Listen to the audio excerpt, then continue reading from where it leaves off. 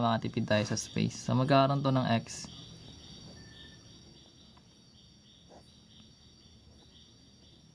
Interchange lang natin yung y tsaka x. Then cross multiply na.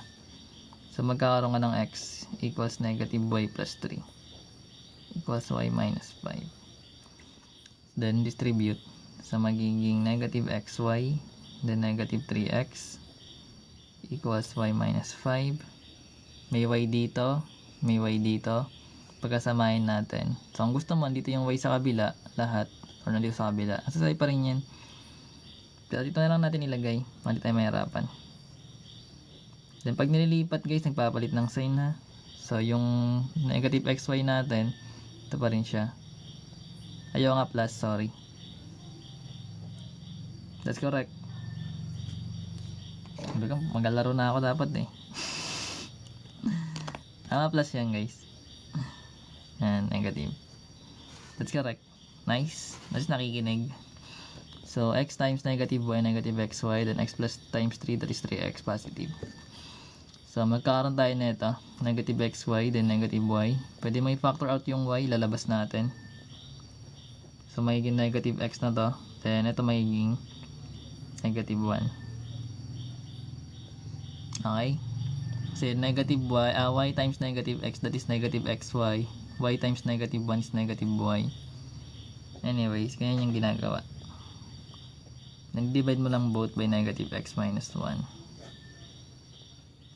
So magkakaroon ka ng value ng y as negative 5 minus 3x over negative x minus 1.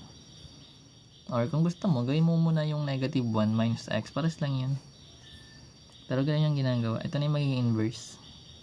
So, ang bottom line, huwag kang mali ito sa ganito na ginawa ko kanina. Pares lang to guys. Nauna ko kasing isulat yung negative, kaya ginawa ko na siyang negative x. Pwede po negative denominator ko is, negative siya eh. Ngayon lumabas eh. Pero kung ayaw mo gawin, edi divide mo siya by negative. Or kung ayaw mo gawin di palitan mo siya. Magpapalit yan ng sign. Kaso magiging negative yata. What sign? Hindi. Magiging ganda yata. Pwede ba yun Sir AJ? Magiging positive to kasi negative divide negative.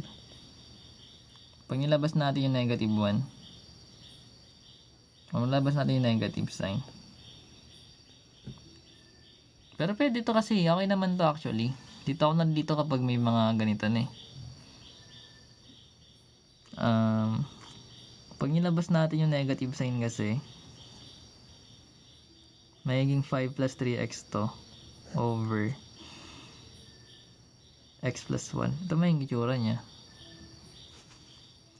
Like, kapag dinistribute mo yung sign, magiging negative 5x dapat. Tapos negative 3. Pero pwede na to actually. Hindi naman kailangan na yan, positive. Basta naiintindihan mo yung concept. Isang example, backread daw. Anong iba